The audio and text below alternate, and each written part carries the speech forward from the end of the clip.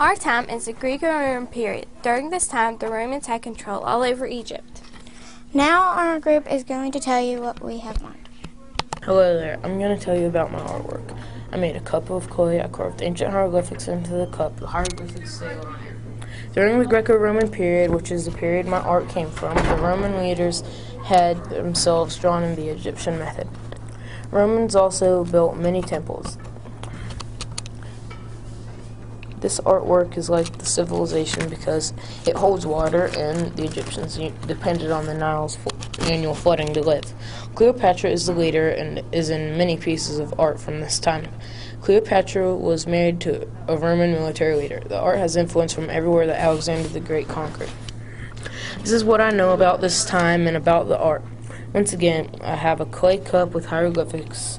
It is from the Greco-Roman period. I'm running out of time. I'll talk to you later.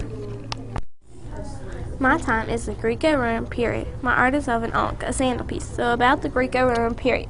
After the death of Alexander the Great in 332 BC, there was dramatic growth of population and agriculture. Output Roman emperors built many temples depicting themselves in the Egyptian style. My symbol is of what they think was a sandal piece, but they didn't know if the name was applied yet. Others have suggested it was a Titan, representing male or female, reproducing parts of the sun. So that's why I chose to do pottery and make a drinking gourd for my Greco-Roman period and an ankh for my symbol.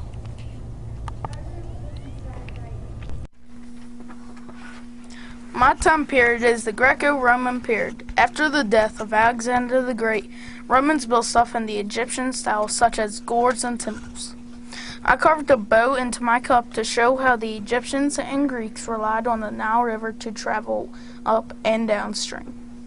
332 BC through 395 AD marks the end of Persian rule over Egypt. The Persians were defeated by the Greek conqueror Alexander the Great, who occupied Egypt and found a new capital city at Alexandria. When Alexander's empire was divided after his death in 323 BC, his general Ptolemy acquired Egypt and established the Ptolemaic dynasty. Greek was the official language of Egypt under the Ptolemies.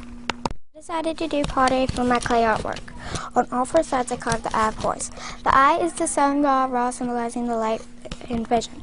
The time period we chose is the Greco-Roman period, after the death of Alexander the Great.